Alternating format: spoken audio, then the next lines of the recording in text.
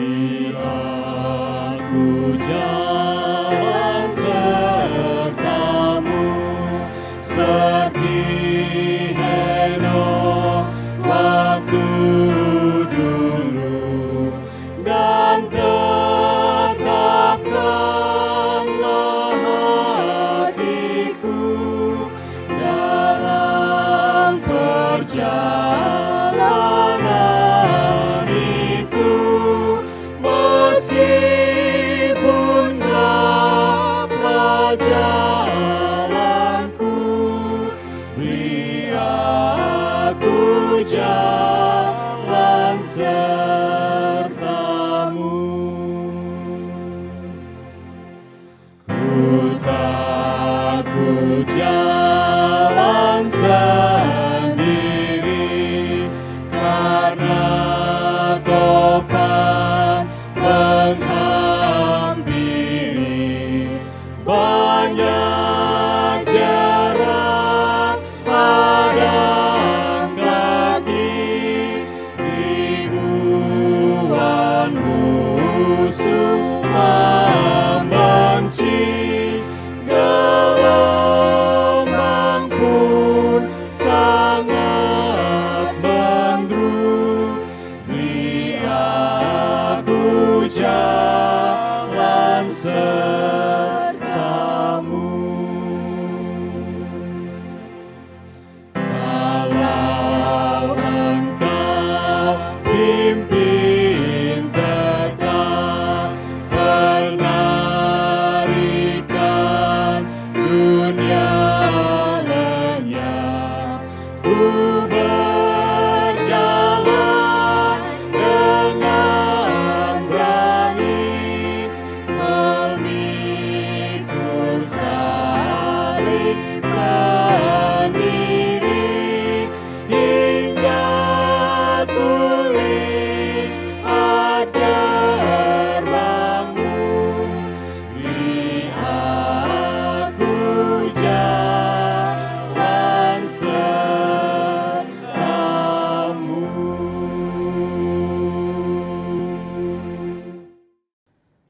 Selamat malam, shalom saudara-saudara. Tentunya saudara boleh merasakan damai sejahtera dari Tuhan. Dan malam hari ini kami menyapa saudara-saudara yang sudah bergabung dalam seri acara KKR. Takutlah akan Allah dan muliakanlah Dia. Malam hari ini merupakan malam yang ke-12 dari seri acara KKR online Gereja Masehi Advent Hari ke-7 Conference Jawa Kawasan Timur. Dan saudara-saudara sekalian, kami rindu menyapa saudara-saudara yang sudah tergabung dalam acara ini. Tentunya saudara sudah menyiapkan waktu untuk boleh menikmati berkat rohani di dalam rangkaian acara ini. Saudara-saudara sekalian, sebagai informasi yang boleh menjadi perhatian bagi kita sekalian, yang pertama adalah saudara-saudara boleh mengikuti acara KKR ini melalui Facebook, YouTube, Advent KJKT, dan saudara juga boleh bergabung melalui aplikasi Zoom yang telah kami sediakan. Kemudian saudara-saudara, informasi yang kedua adalah yang boleh menjadi perhatian bagi kita. Kami membuka kepada saudara-saudara untuk boleh menyampaikan pergumulan-pergumulan saudara-saudara, atau ada hal-hal yang rindu untuk didoakan secara khusus, maka panitia telah menyediakan waktu istimewa untuk mendoakan usulan-usulan doa dari saudara-saudara sekalian. Itulah sebabnya silakan saudara menginformasikan hal-hal yang akan didoakan melalui nomor telepon 0877 5577 0330. Dan saudara juga boleh menginformasikan kepada kami melalui kolom chat, baik melalui YouTube, melalui Facebook, dan juga melalui aplikasi Zoom. Dan kami akan doakan secara khusus. Kemudian saudara-saudara, kami terus mengajak saudara-saudara untuk mengikuti acara ini sampai dengan selesainya, dan ajak saudara-saudara yang lain agar supaya juga mereka terberkati melalui acara ini sebagaimana saudara juga terberkati. Informasi selanjutnya yang akan kami sampaikan adalah judul pembahasan pada malam hari ini adalah karena Dia menuntut umatnya supaya hidup baik dan benar. Pekabaran firman Tuhan ini akan disampaikan oleh hamba Tuhan, Pendeta S. Cakrapawira. Beliau adalah Wakil Ketua Gereja Masehi Advent Hari ke-7 Uni Indonesia kawasan Barat. Saudara-saudara sekalian, kita akan membuka acara ibadah KKR online pada malam hari ini dengan kita menyanyikan lagu Sion nomor 290, Duduk Dekat Kaki Yesus.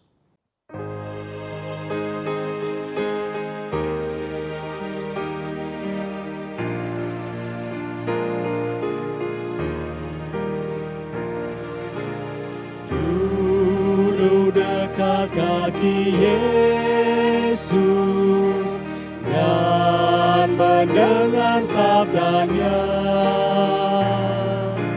Itulah tempat terindah, ku mau tetap serta Dia.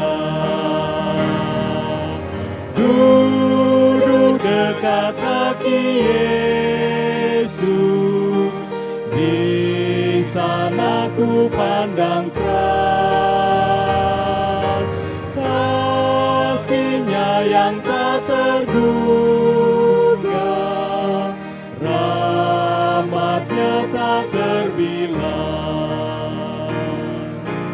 Duduk dekat kaki Yesus, tempat yang berbahagia.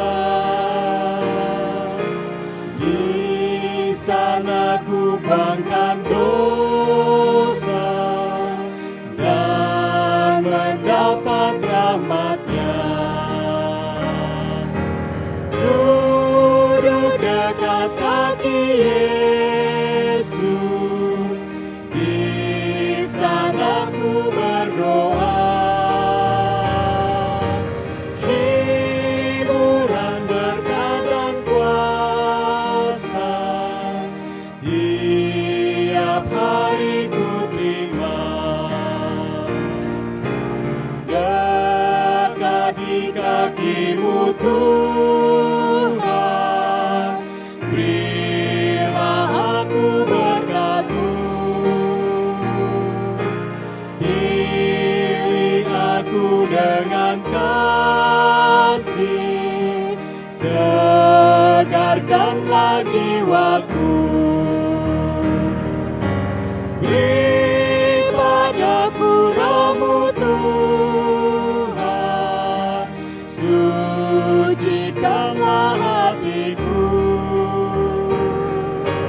Tolonglah aku bersaksi, Engkau penebusku.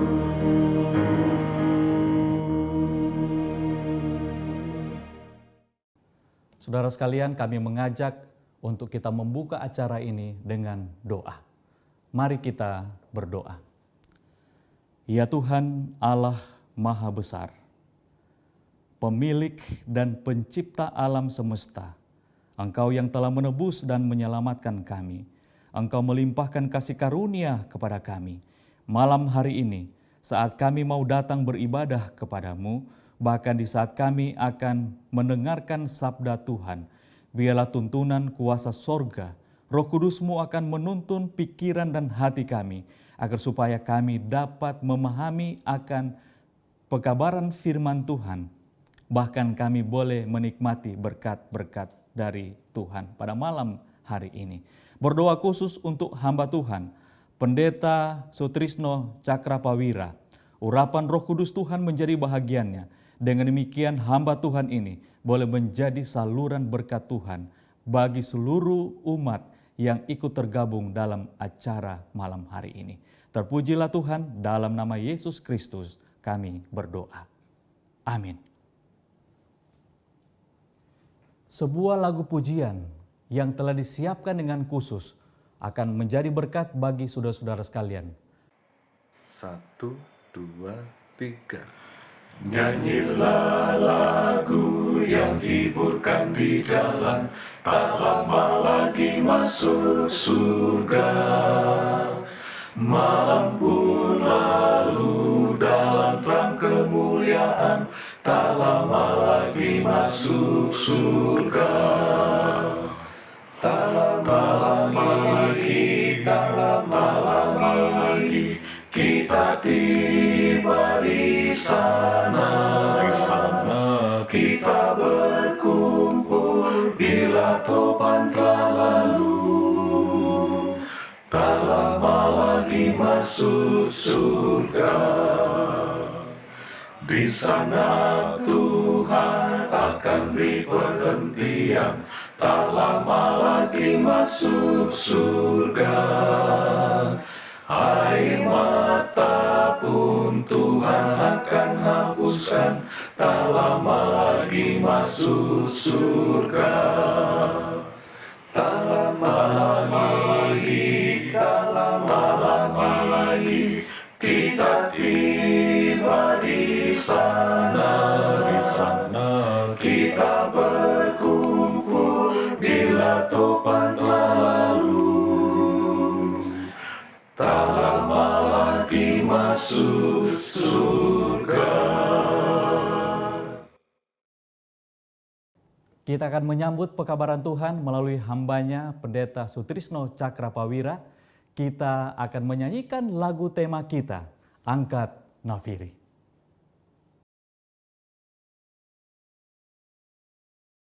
Angkat nafiri dan bunyikanlah, Yesus kan datang segera. Bersukacita dan pujilah Dia, Yesus kan datang segera. Datang segera, datang segera, Yesus kan datang segera. Bangsa marah itu tandanya, Yesus kan datang segera. Pengetahuan bertambah-tambah, Yesus kan datang segera. Datang segera, datang segera, Yesus kan datang segera.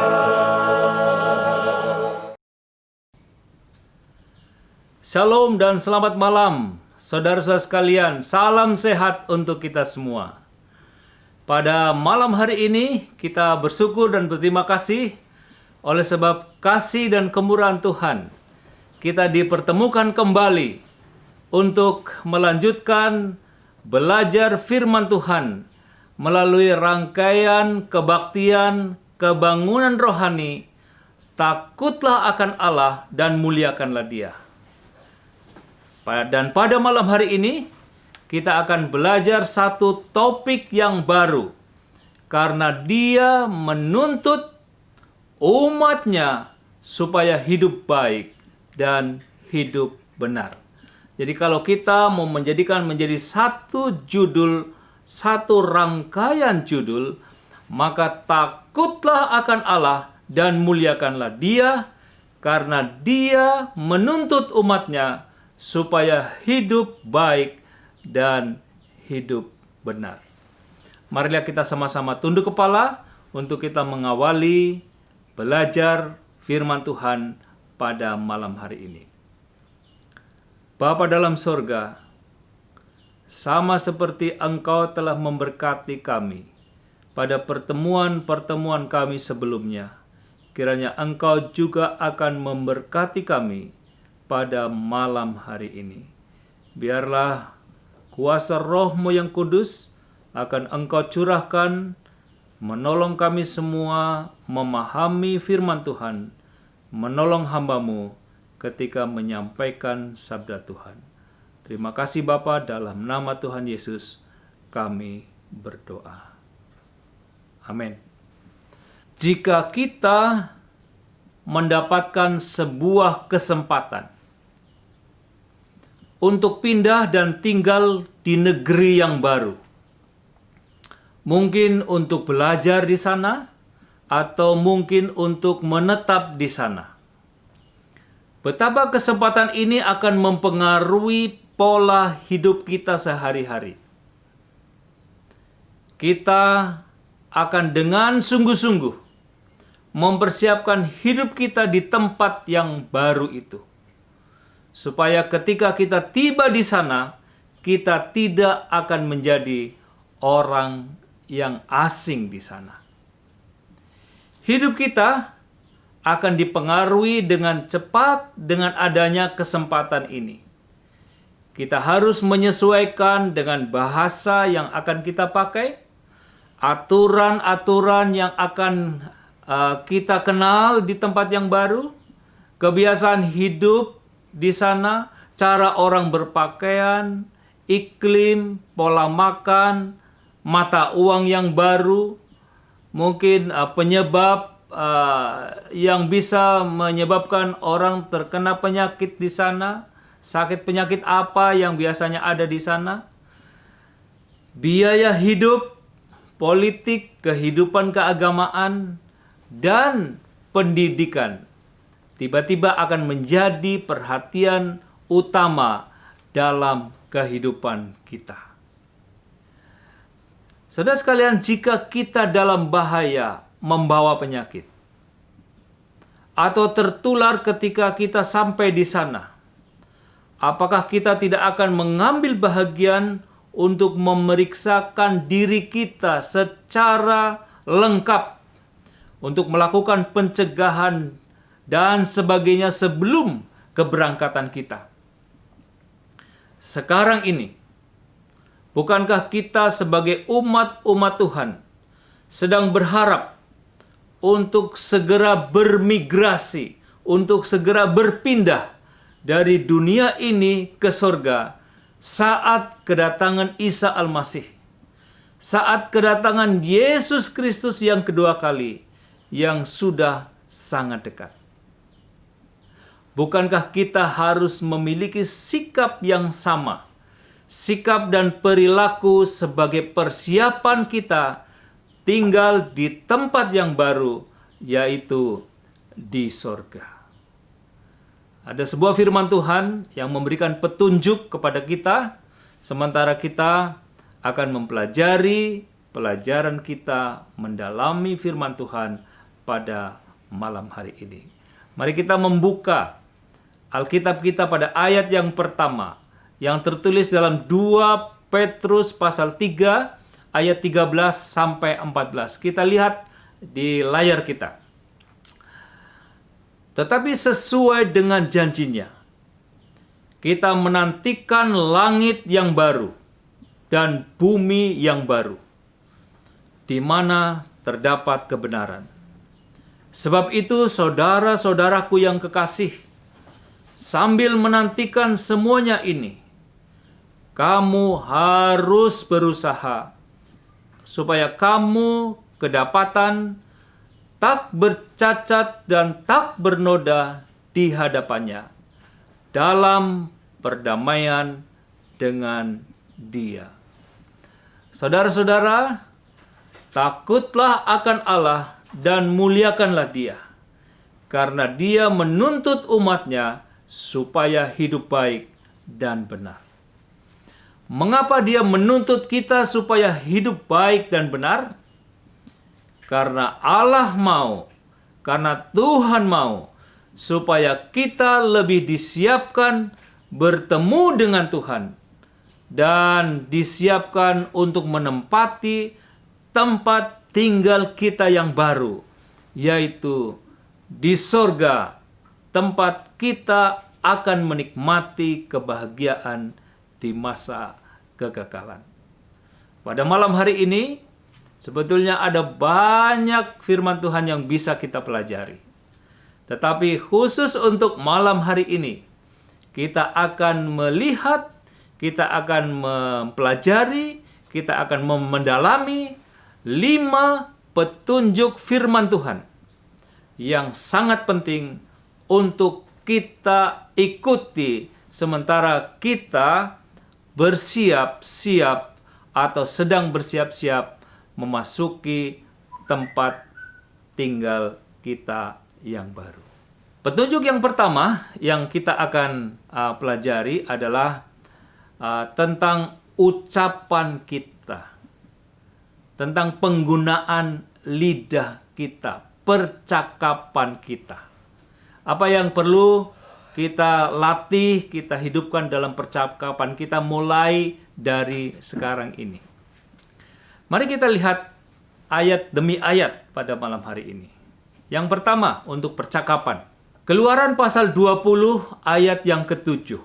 Firman Tuhan mengatakan, jangan menyebut nama Tuhan Allahmu dengan sembarangan.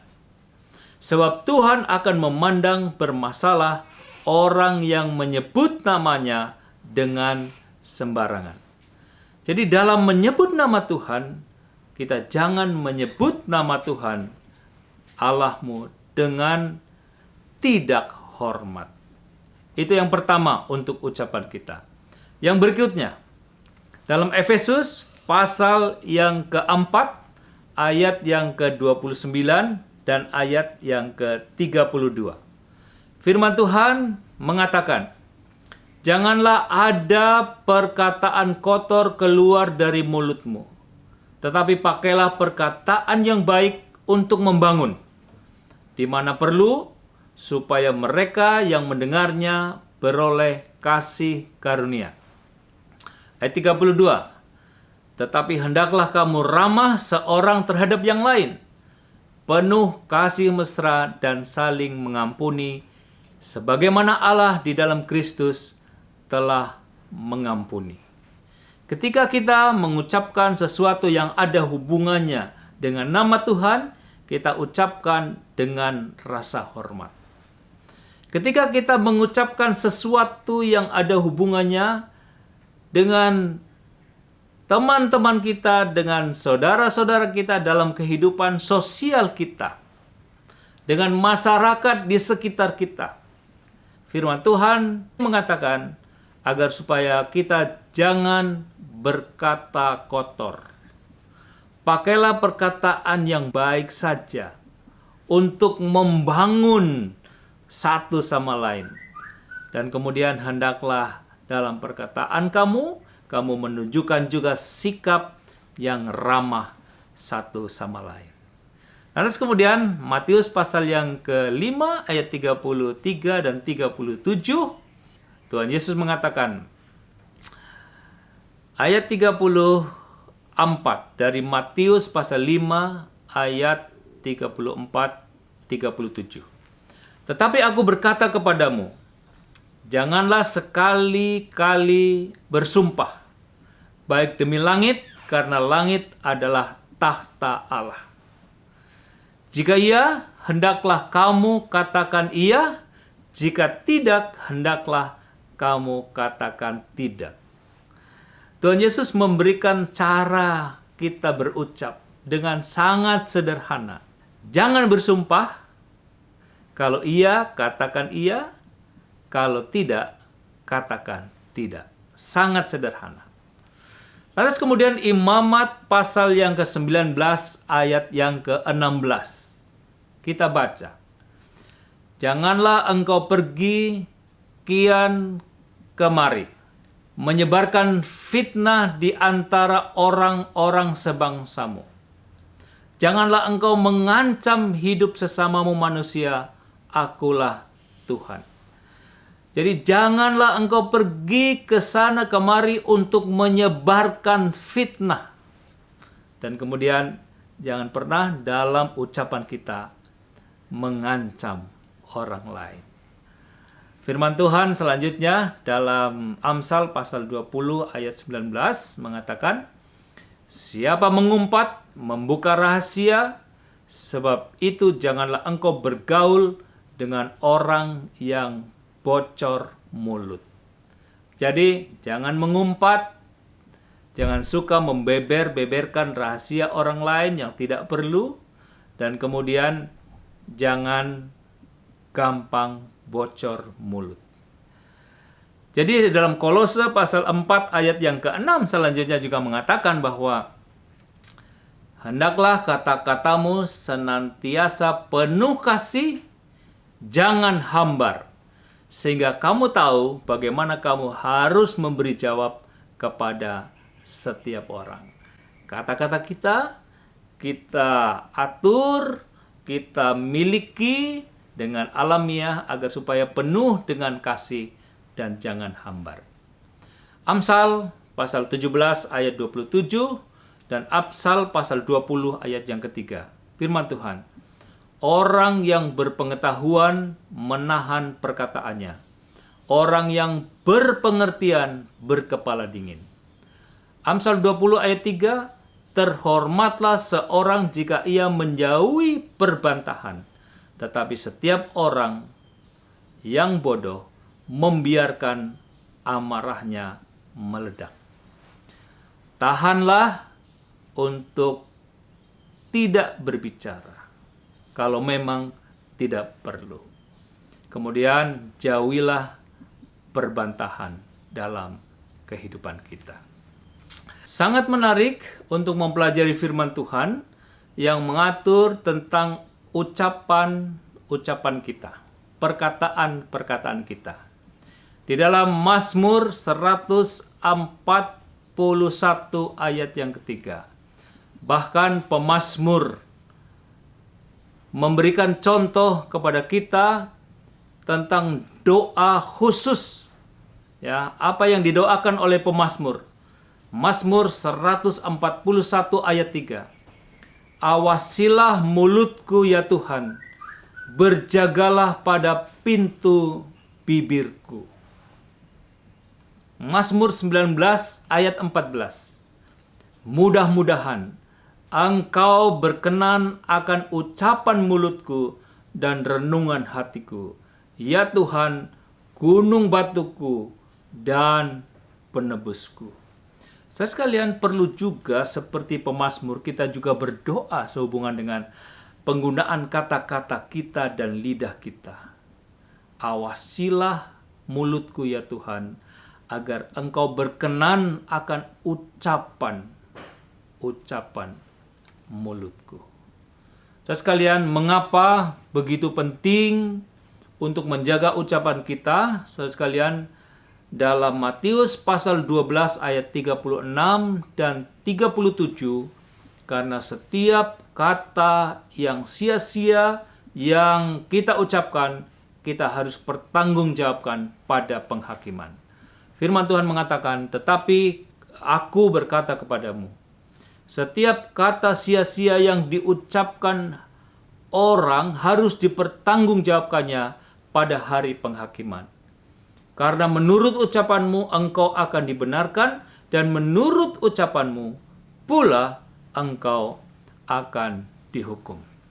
Jadi saudara sekalian, penting untuk menumbuhkan cara-cara yang benar dalam ucapan-ucapan kita. Yang pertama, ketika kita mengucapkan nama Tuhan, menyebut Tuhan, mari kita sebut nama Tuhan dengan hormat. Jangan menyebut nama Tuhan dengan sembarangan.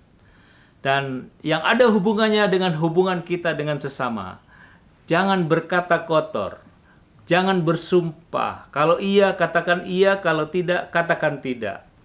Jangan mengancam orang lain. Jangan mengumpat. Jangan bocor mulut, membuka rahasia kemana-mana. Lantas kemudian yang berikutnya, anjurannya adalah pakailah perkataan yang baik untuk membangun. Hendaklah kamu ramah satu sama lain dalam ucapan-ucapanmu, dalam tindakanmu. Hendaklah kata-katamu penuh kasih, jangan hambar. Tahan berbicara kalau tidak perlu, dan jauhi perbantahan. Kita perlu berdoa kepada Tuhan agar supaya Tuhan mengawasi mulut kita, agar Tuhan berkenan dengan ucapan-ucapan kita. Mengapa penting? Karena setiap kata yang sia-sia harus dipertanggungjawabkan pada hari penghakiman. Bahagian yang kedua, yang tidak kalah pentingnya untuk kita ikuti adalah petunjuk dalam pergaulan, petunjuk dalam memilih hiburan, dan juga rekreasi. Mari kita melihat dan mempelajari ayat-ayat yang memberikan nasihat, yang mendukung, yang memberi petunjuk-petunjuk ini. Yang pertama dalam Roma pasal 12 ayat 2. Janganlah kamu menjadi serupa dengan dunia ini, tetapi berubahlah oleh pembaruan budimu, sehingga kamu dapat membedakan manakah kehendak Allah, apa yang baik, yang berkenan kepada Allah, dan yang sempurna. Sering saudara sekalian, orang bertanya kepada saya, Pak Pendeta, mengapa orang Advent tidak merokok? Mengapa orang Advent menjauhi narkoba? Mengapa orang Advent tidak minum minuman keras? Mengapa orang Advent tidak pergi menonton film ke bioskop? Mengapa orang Advent tidak pergi ke tempat-tempat dugem? Mengapa orang Advent tidak berdansa-dansi? Mari, saudara sekalian, kita mengikuti petunjuk-petunjuk untuk mencari hiburan, rekreasi dalam pergaulan bagi umat-umat Tuhan dengan mengikuti petunjuk-petunjuk dalam ayat-ayat di bawah ini. Tadi Roma pasal 12 ayat 2, saudara sekalian, jangan kamu menjadi serupa dengan dunia ini. Bedakan mana yang kehendak Allah dan mana yang bukan kehendak Allah. Amsal pasal yang ke-1 ayat yang ke-10. Firman Tuhan mengatakan, hai anakku, jikalau orang berdosa hendak membujuk engkau, janganlah engkau menurut. Jangan engkau ikut kalau ada orang membujuk engkau untuk melakukan kesalahan. Amsal pasal yang ke-6 ayat 28. Atau dapatkah orang berjalan di atas bara dengan tidak hangus kakinya? Ini adalah sesuatu yang mustahil. Kalau kita main api, kita akan terbakar. Kalau kita bermain air, kita akan basah. Dalam 1 Korintus pasal yang ke-15 ayat 33, janganlah kamu sesat. Pergaulan yang buruk merusakkan kebiasaan yang baik. Jadi, saudara sekalian, memilih sahabat, memilih hiburan, memilih rekreasi, memilih dengan siapa kita bergaul, itu sangat penting. Sangat penting. Karena apa, saudara sekalian? Sering orang terjebak. Di dalam Amsal pasal yang ke-16 ayat yang ke-25 menyebutkan, ada jalan yang disangka lurus, tetapi ujungnya menuju maut. Ujungnya menuju maut. Beberapa orang, di antaranya adalah orang-orang muda, mencari hiburan yang bersifat keduniawian, yang bersifat sepertinya mau menyenangkan. Ada yang menggunakan narkoba. Mereka berharap mereka akan mendapatkan kesenangan di dalamnya.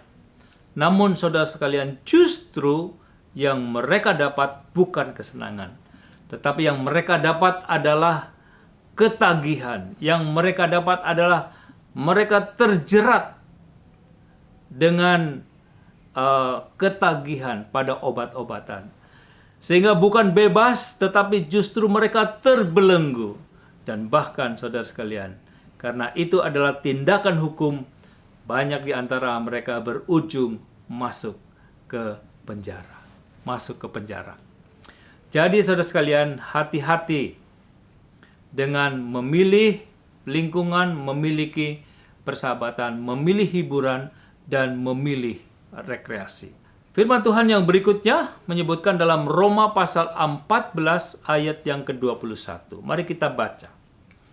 Baiklah, engkau jangan makan daging atau minum anggur, atau sesuatu yang menjadi batu sandungan untuk saudara-saudaramu. Hati-hati juga, oleh karena itu bisa membahayakan kita, tetapi itu juga bisa menjadi batu sandungan bagi saudara-saudara kita yang lain. Hati-hati dengan minuman-minuman yang beralkohol. Itu tidak memberi kesenangan yang sejati, tetapi itu juga akan mengikat saudara pada ketagihan dan bahkan akan merusak kesehatan saudara. Jadi, saudara sekalian, sebuah prinsip dituliskan dalam Filipi pasal 4 ayat yang ke-8.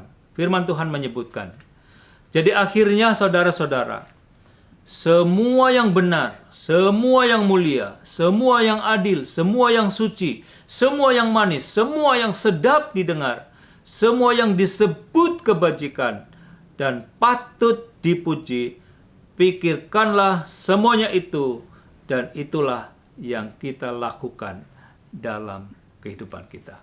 Semua yang patut dipuji, dipuji oleh saudara-saudara kita, oleh orang di sekitar kita, lebih dipuji oleh Tuhan.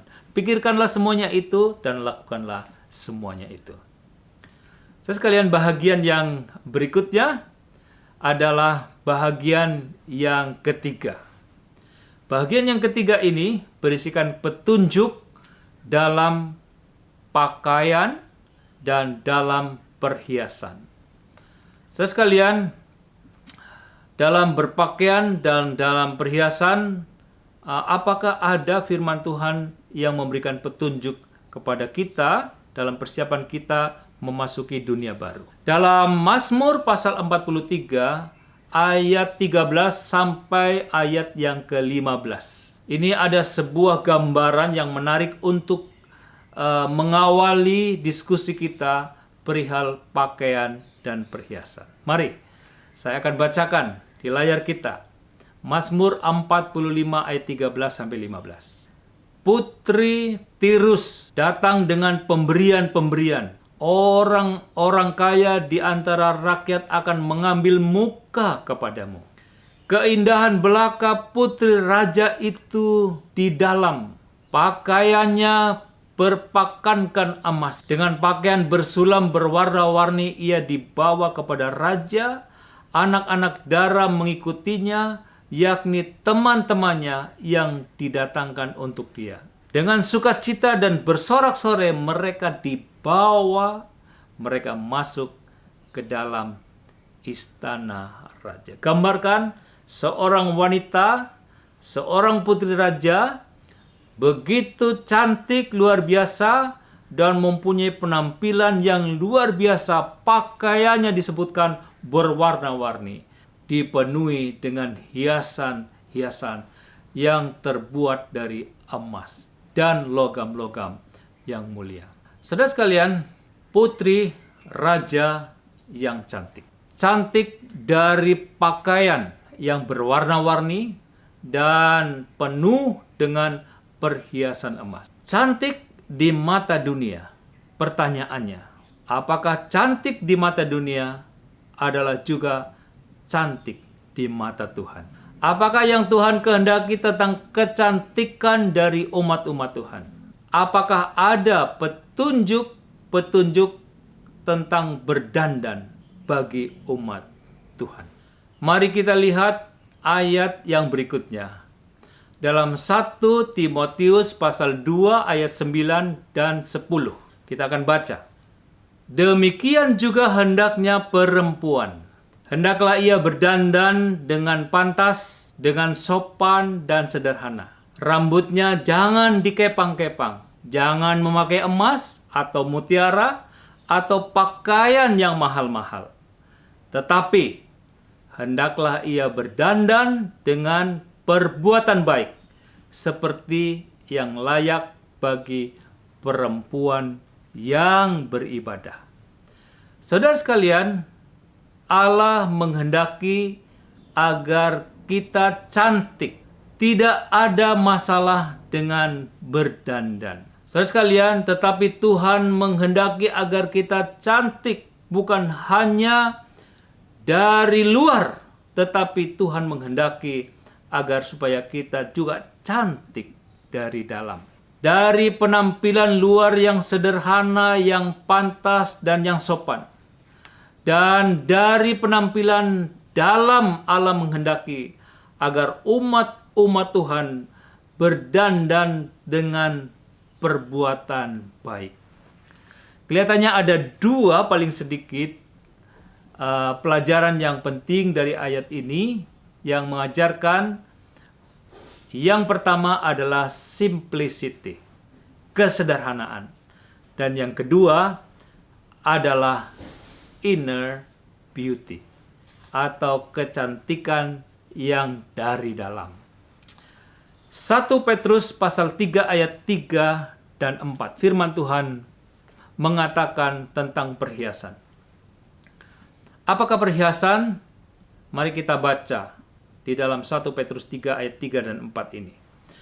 Perhiasanmu janganlah secara lahiriah, yaitu dengan mengepang-epang rambut, memakai perhiasan emas, atau dengan mengenakan pakaian yang indah-indah.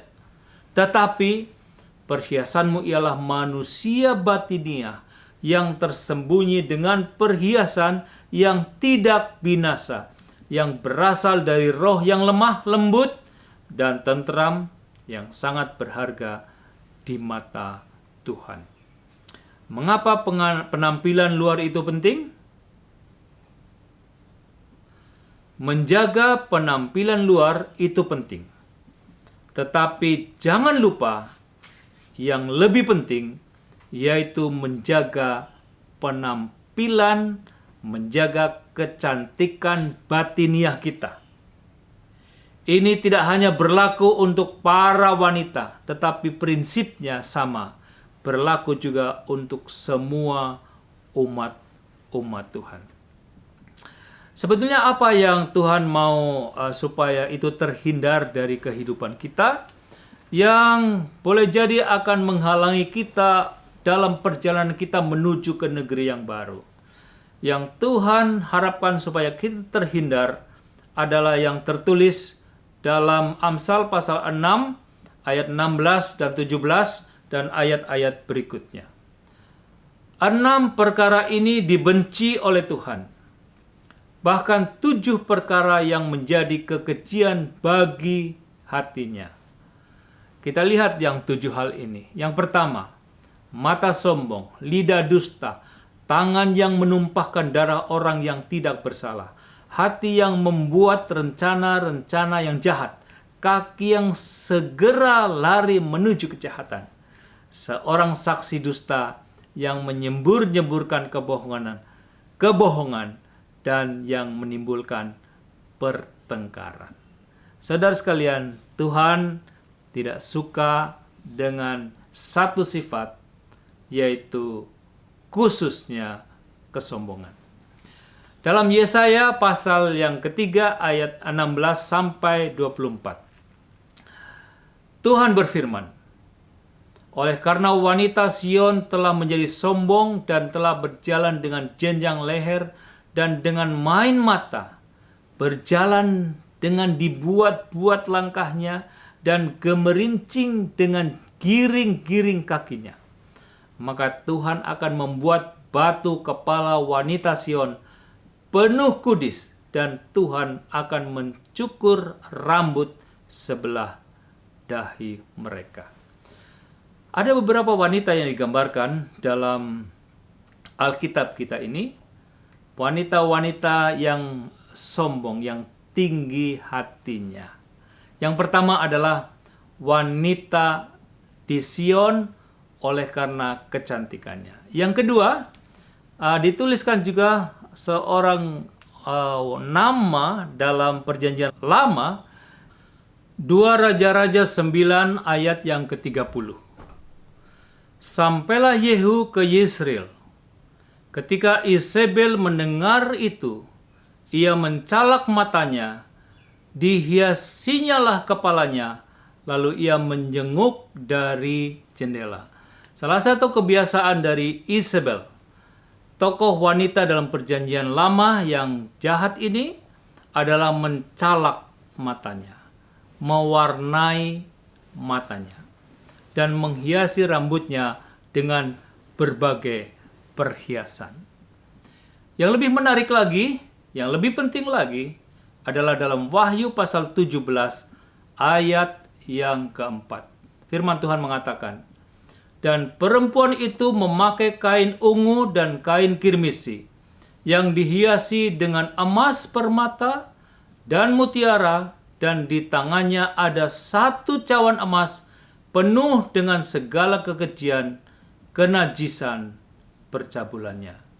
Seorang wanita yang nampak cantik dari luar, berpakaian yang sangat menarik dan berhiaskan perhiasan emas permata.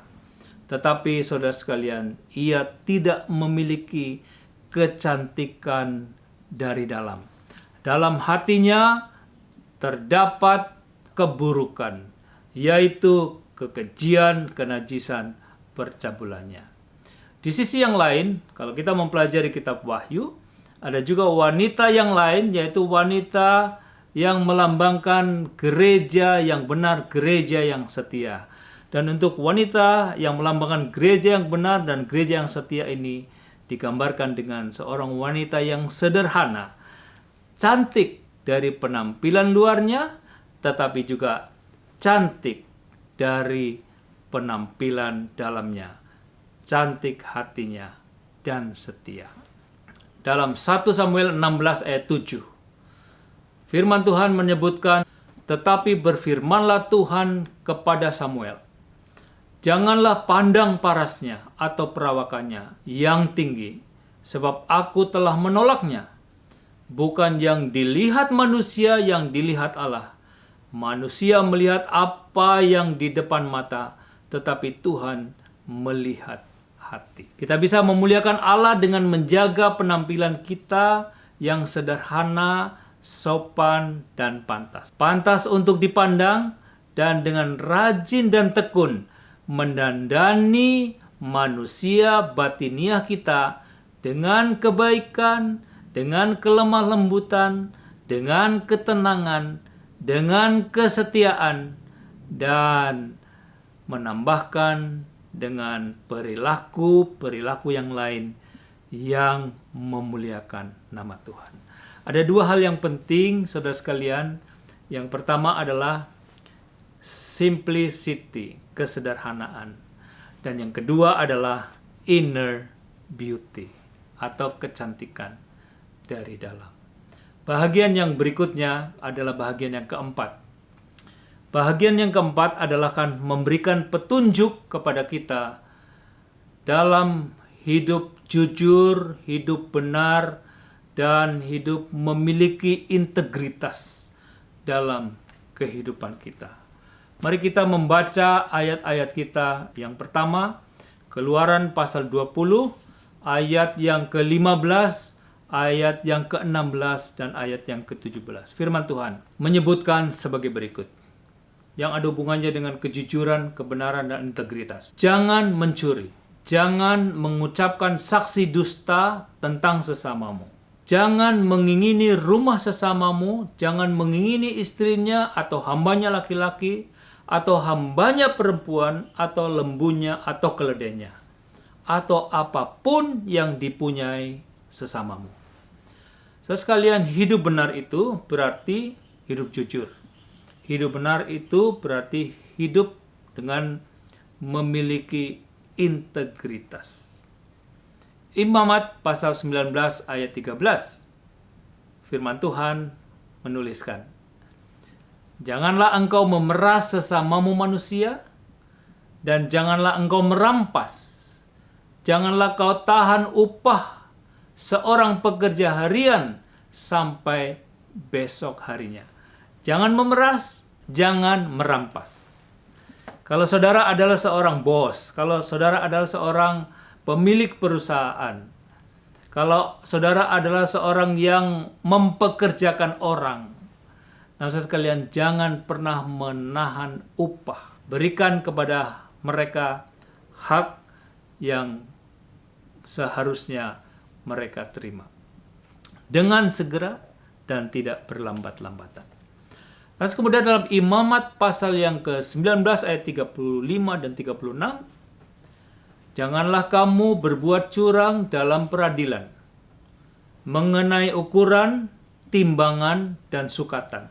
Neraca yang betul, batu timbangan yang betul, eva yang betul, hin yang betul haruslah kamu pakai. Akulah Tuhan Allahmu yang membawa kamu keluar dari tanah Mesir. Kalau saudara adalah pebisnis, kalau saudara adalah pedagang yang biasa menggunakan ukuran-ukuran, timbangan-timbangan, saudara sekalian, gunakan ukuran-ukuran yang jujur. Gunakan timbangan-timbangan yang tepat. Jangan mencari keuntungan dengan merugikan orang lain. Amsal pasal 11 ayat yang pertama menyebutkan neraca serom adalah kekejian bagi Tuhan. Tetapi ia berkenan akan batu timbangan yang tepat. Tuhan menghargai para pebisnis, para pedagang, para pengusaha yang melakukan kejujuran dalam usaha dan dalam bisnisnya. Ulangan pasal 25 ayat 16. Dan pada waktu itu aku memerintahkan kepada para hakimu demikian. Berilah perhatian kepada perkara-perkara di antara saudara-saudaramu dan berilah keputusan yang adil di dalam perkara-perkara di antara seseorang dengan saudaranya atau dengan orang asing yang ada padanya. Kalau saudara adalah seorang pemimpin, atau saudara adalah seorang pejabat pemerintah, orang yang memiliki power, memiliki kekuasaan, saudara sekalian, buatlah kebijakan-kebijakan, keputusan-keputusan yang adil untuk semua anak buahnya. Firman Tuhan juga menuliskan dalam Yesaya pasal 33 ayat 15 dan ayat yang ke-16. Firman Tuhan mengatakan, orang yang hidup dalam kebenaran, yang berbicara dengan jujur, yang menolak untung hasil pemerasan, yang mengebaskan tangannya supaya jangan menerima suap, yang menutup telinganya supaya jangan mendengarkan rencana penumpahan darah, yang menutup matanya supaya jangan melihat kejahatan. Dialah seperti orang yang tinggal aman di tempat-tempat tinggi, bentengnya ialah kubu di atas bukit, rotinya disediakan, air minumnya terjamin. Tuhan memberkati umat-umatnya yang jujur, Tuhan memberkati umat-umatnya yang benar, dan Tuhan memberkati umat-umatnya yang memiliki integritas dalam hidupnya. Yeremia pasal 17 ayat 11, seperti ayam hutan yang mengerami yang tidak ditelurkannya, demikianlah orang yang menggaruk kekayaan secara tidak halal. Pada pertengahan usianya ia akan kehilangan semuanya, dan pada kesudahan usianya ia terkenal sebagai orang bebal. Tuhan menghargai orang yang jujur, tetapi Tuhan juga sebaliknya tidak menghargai orang yang tidak jujur. Ayat yang berikutnya adalah ayat yang terakhir untuk bahagian ini. Wahyu pasal 14 ayat 15. Firman Tuhan mengatakan, dan di dalam mulut mereka tidak terdapat dusta, mereka tidak bercela. Saudara sekalian, pada akhirnya orang-orang yang jujur, benar, dan memiliki integritas akan menjadi bahagian dari umat-umat Tuhan yang Tuhan akan selamatkan. Umat-umat Tuhan yang Tuhan tebus, yang diizinkan masuk dalam kerajaannya. Bahagian yang terakhir, bahagian yang paling penting, adalah bahagian yang kelima, yaitu petunjuk kehidupan rumah tangga. Mari kita memasuki bagian yang terakhir ini, petunjuk bagi pernikahan dan rumah tangga. Kita tahu bahwa lembaga yang diciptakan oleh Tuhan selain hari Sabat adalah lembaga rumah tangga, yaitu di Taman Eden. Untuk suami dan istri, ada sebuah nasihat yang menuliskan di dalam Efesus pasal 5 ayat 25 sampai dengan 28. Hai suami, kasihilah istrimu sebagaimana Kristus telah mengasihi jemaat dan telah menyerahkan dirinya. Demikian juga ayat 28. Suami haruslah mengasihi istrinya sama seperti tubuhnya sendiri. Siapa yang mengasihi istrinya, mengasihi dirinya sendiri. Saudara sekalian, salah satu perilaku yang akan menolong rumah tangga itu tetap berbahagia adalah jika suami mengasihi istrinya dan istri juga sebaliknya mengasihi suaminya. Beberapa nasihat yang penting untuk menjaga kehidupan rumah tangga berbahagia dan juga untuk membangun rumah tangga berbahagia. Mari kita ikuti beberapa ayat berikutnya. Dalam Keluaran pasal 20 ayat yang ke-14, firman Tuhan dengan tegas mengatakan, jangan berzina. Ayat ini hendak menegaskan nasihat bagi para suami dan para istri. Suami, kasihlah, cintailah hanya istrimu. Hai istri, kasihlah, cintailah hanya suamimu. Kemudian, Matius pasal yang ke-19, 3-9, Yesus menjawab pertanyaan tentang perceraian. Apakah boleh bercerai dalam sebuah rumah tangga? Firman Tuhan mengatakan, maka datanglah orang-orang Farisi kepadanya untuk mencoba dia. Mereka bertanya, apakah diperbolehkan orang menceraikan istrinya dengan alasan apa saja? Yesus memberikan penjelasan, tidak boleh di dalam ayat-ayat yang berikutnya. 2 Korintus 6 ayat 14. Ini ayat baik untuk orang-orang muda, untuk siapa saja yang mau membangun rumah tangga. Janganlah kamu merupakan pasangan yang tidak seimbang dengan orang-orang yang tak percaya.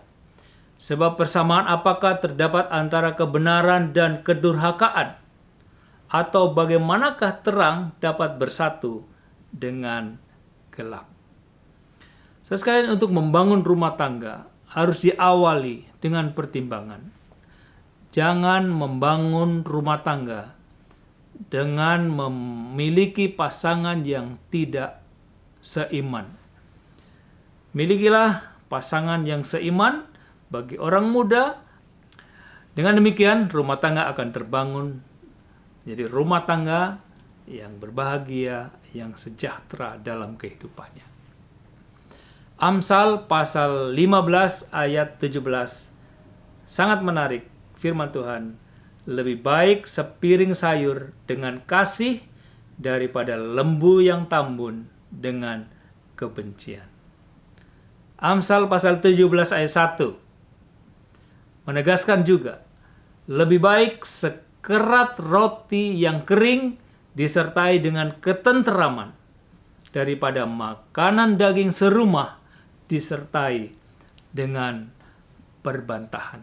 Saudara sekalian, dasar kehidupan rumah tangga yang membahagiakan bukan harta yang banyak, bukan uang, bukan kekayaan, bukan kemewahan, bukan rumah yang besar, bukan perabot yang mahal. Tetapi dasar yang membuat rumah tangga berbahagia adalah perilaku yang dibangun, perilaku suami yang mengasihi istrinya, perilaku istri yang mengasihi suami, dan seluruh rumah tangga saling mengasihi satu sama lain. Sebagai kesimpulan, pada malam hari ini, saudara sekalian, Ada seorang yang bernama John Ruskin. Dia berkata sebagai berikut. Salah satu tujuan dalam rencana keselamatan Tuhan adalah bukan saja umat manusia melakukan hal yang benar dan yang baik, tetapi agar supaya manusia itu mencintai untuk melakukan hal yang benar dan yang baik. Tidak sekedar jujur, tetapi mencintai melakukan kejujuran. Bukan sekedar benar, tetapi mencintai melakukan kebenaran. Bukan hanya sekedar baik, tetapi mencintai melakukan kebaikan. Bukan sekedar murni, tetapi mencintai kehidupan yang murni. Bukan sekedar kudus, tetapi saudara sekalian, umat Tuhan harus haus dan lapar senantiasa untuk mencari kekudusan di dalam kehidupannya. Selanjutnya, Ruskin menyebutkan, masalah Tuhan yang paling besar bukanlah membawa kita ke surga, tetapi membawa surga ke dalam hidup kita. Membawa prinsip-prinsip surga untuk dihidupkan dalam kehidupan kita.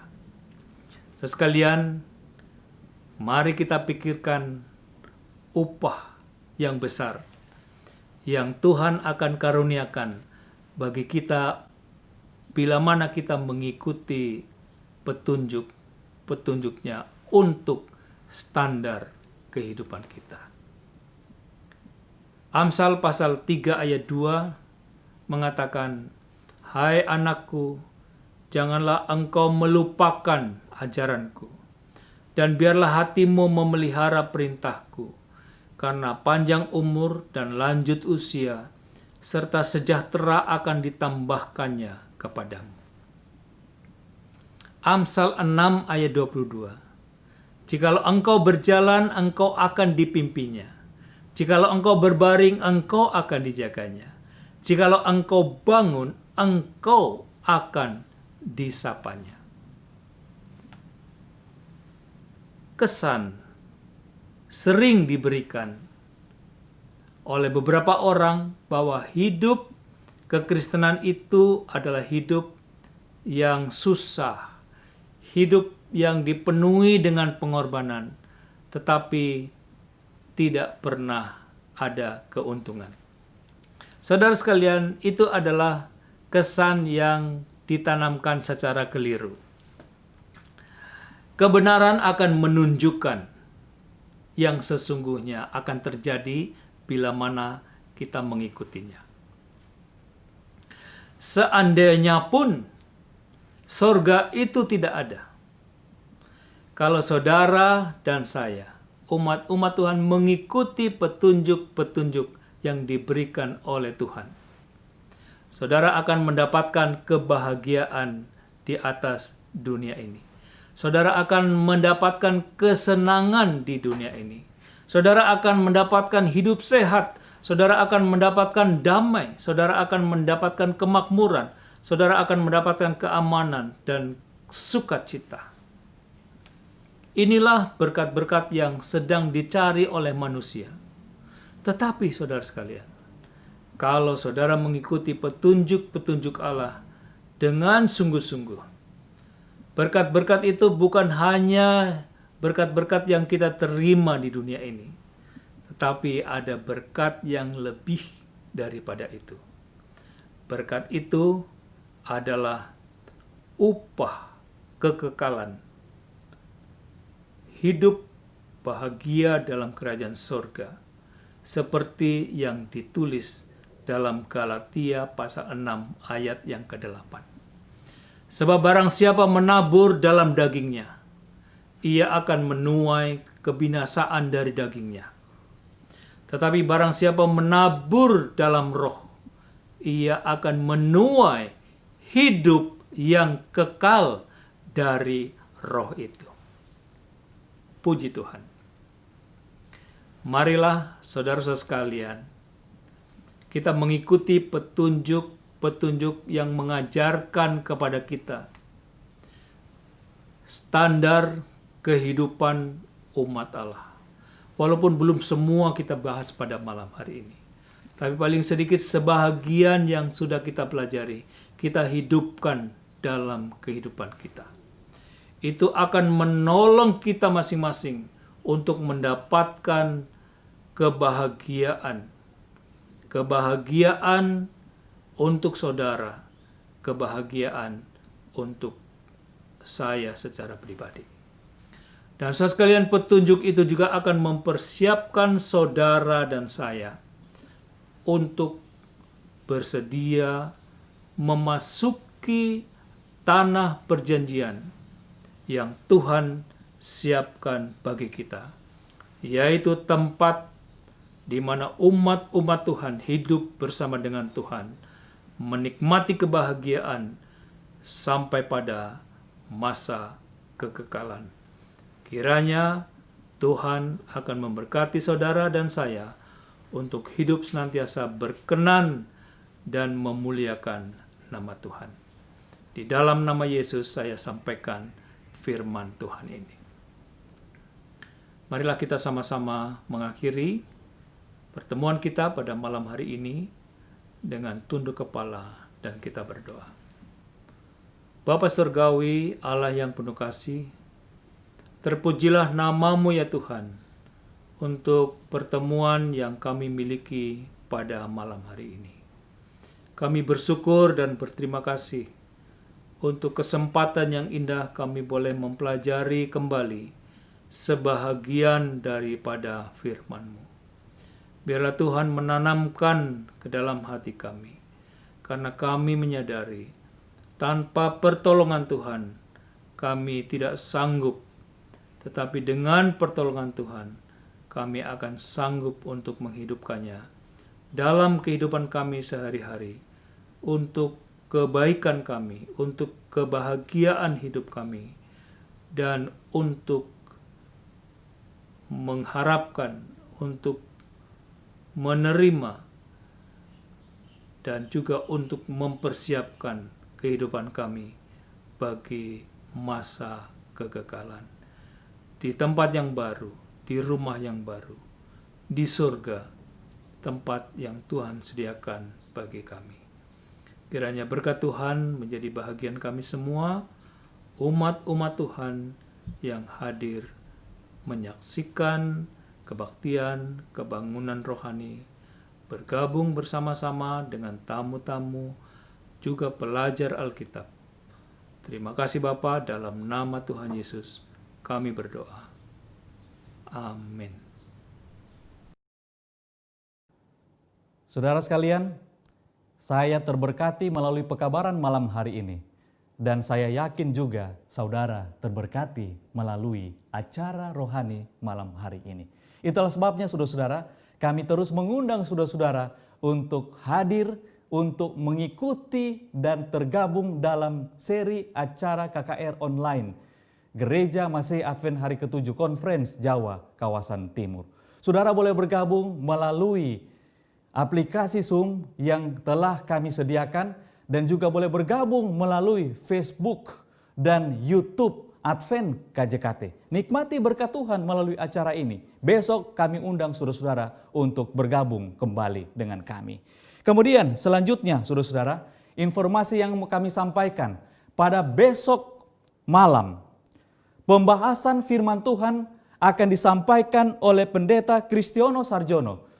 Beliau adalah Sekretaris Eksekutif Gereja Masehi Advent Hari ke-7 Conference Jawa Kawasan Timur. Dengan judul pembahasan adalah Karena Dia Mengharapkanmu Hidup Baru. Saudara sekalian, acara ibadah kita telah selesai pada malam hari ini. Kiranya Tuhan melimpahkan berkat bagi kita sekalian. Terima kasih, selamat malam, dan Tuhan memberkati.